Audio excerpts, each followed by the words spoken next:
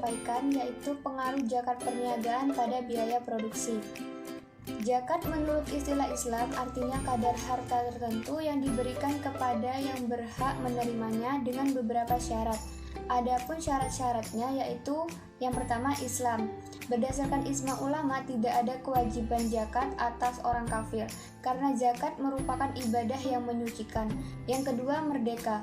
Menurut para ulama budak tidak dikenakan kewajiban untuk berzakat karena zakat hanya wajib untuk tuannya karena dialah pemilik harta atau orang yang mampu untuk membayar zakat.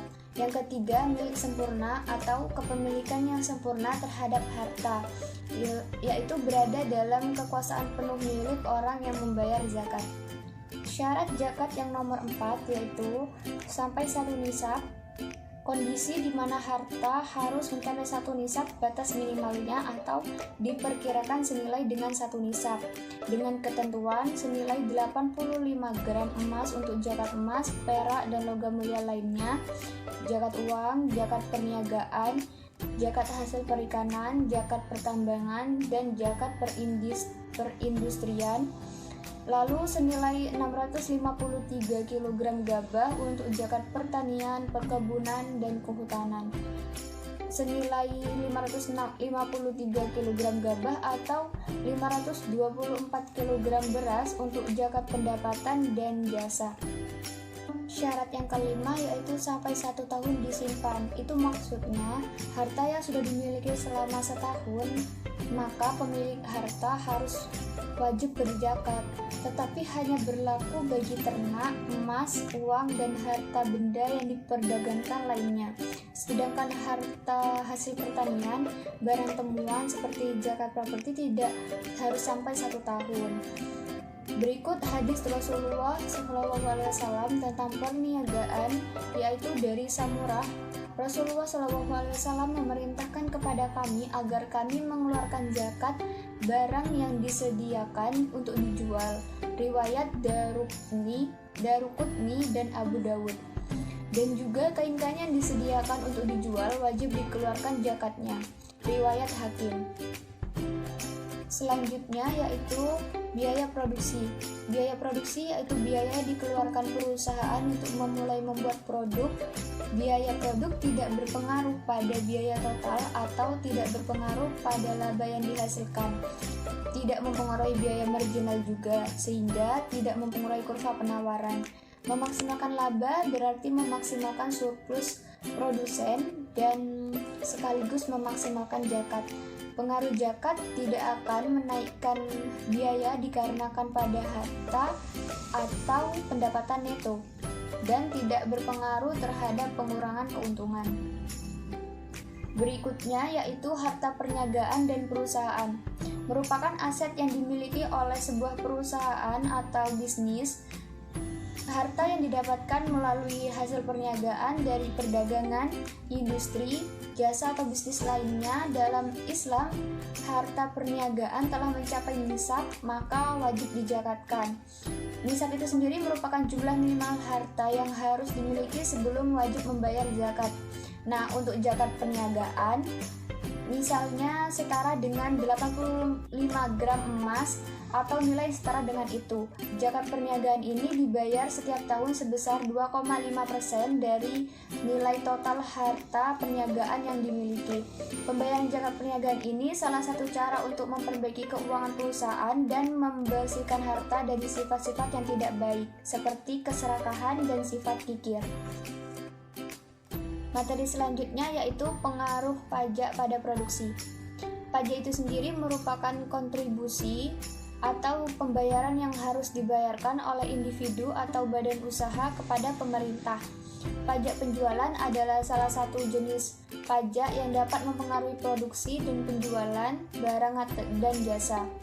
Suatu produksi dikenakan pajak penjualan atau tambahan nilai sebesar 10% dari harga per unitnya, yang akan meningkatkan biaya total rata-rata atau AC, average cost. Peningkatan biaya total rata-rata secara langsung akan meningkatkan biaya marginal. Apabila setelah dikenakan beban pajak, harga tetap pada tingkat harga semula, maka peningkatan biaya ini akan menurunkan keuntungan yang didapat per unit produknya. Jadi, jika biaya marginal meningkat sebagai akibat dari peningkatan biaya total rata-rata akan menurunkan keuntungan yang diperoleh per unit produk, yang menyebabkan perusahaan harus menaikkan harga produk untuk menjaga keuntungan mereka. Namun jika harga tetap pada tingkat harga semula setelah dikenakan beban pajak, maka peningkatan biaya ini akan mengurangi keuntungan per unit produk. Nah, dalam perspektif ekonomi Islam, pajak penjualan dapat memiliki pengaruh yang signifikan pada produksi dan aktivitas ekonomi secara umum. Islam memandang pajak sebagai salah satu bentuk pungutan yang dibenarkan, namun perlu diterapkan dengan adil dan profesional. Dalam hal ini, pajak penjualan dapat mempengaruhi produksi dalam beberapa cara, yaitu biaya produksinya, harga barang atau jasa, dan daya beli konsumen akan berkurang karena harga yang lebih tinggi, sehingga mengurangi permintaan dan mempengaruhi produksi. Pajak penjualan sebaiknya juga digunakan untuk membiayai kebutuhan publik atau kesejahteraan masyarakat. Dengan demikian, pajak penjualan dapat dianggap sebagai salah satu bentuk zakat atau sedekah yang dilakukan oleh masyarakat secara kolektif untuk kepentingan umum. Selanjutnya dapat dilihat pada grafik pengaruh pajak penjualan terhadap keuntungan. Pada sumbu vertikal yaitu RP atau harga, sedangkan pada sumbu horizontal ada Q yang merupakan jumlah barang atau jasa, kuantitas. Pada gambar tersebut menunjukkan kurva permintaan barang atau jasa dan kurva biaya. Lalu dampaknya bagi penjualan terhadap keuntungan produsen.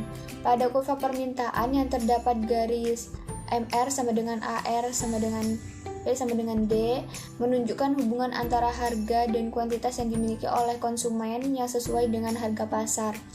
Kurva biaya yang diwakili MC dan AC yaitu biaya produksi dan kuantitas yang diproduksi atau rata-rata biaya produksi.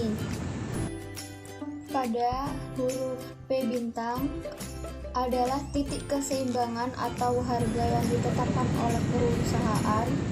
Pada garis P bintang terdapat titik A, E, dan B, menunjukkan titik keseimbangan antara penawaran dan permintaan pada harga pasarnya. Pajak penjualan dikenakan menyebabkan keuntungan yang didapatkan menurun dibandingkan dengan sebelum adanya pajak penjualan, yaitu dari laba 1 menjadi laba 2. Besaran penurunan keuntungan tergantung pada besaran pajak penjualan yang dikenakan kepada perusahaan.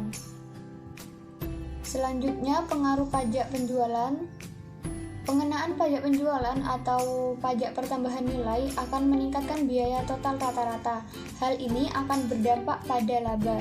Dengan demikian, pengenaan pajak penjualan memberikan pengaruh terhadap turunnya total keuntungan dari laba 1 menjadi laba 2. Yang kedua, turunnya tingkat keuntungan maksimal karena perusahaan harus menetapkan harga produk yang lebih tinggi untuk menutupi biaya pajak yang dikenakan. Namun jika harga produk terlalu tinggi akan menyebabkan penurunan permintaan produk dari konsumen sehingga mengurangi keuntungan maksimal perusahaan. Yang ketiga, mengecilnya rentang skala produksi karena biaya produksi yang tinggi dapat mengurangi kemampuan perusahaan untuk memproduksi dalam jumlah yang besar.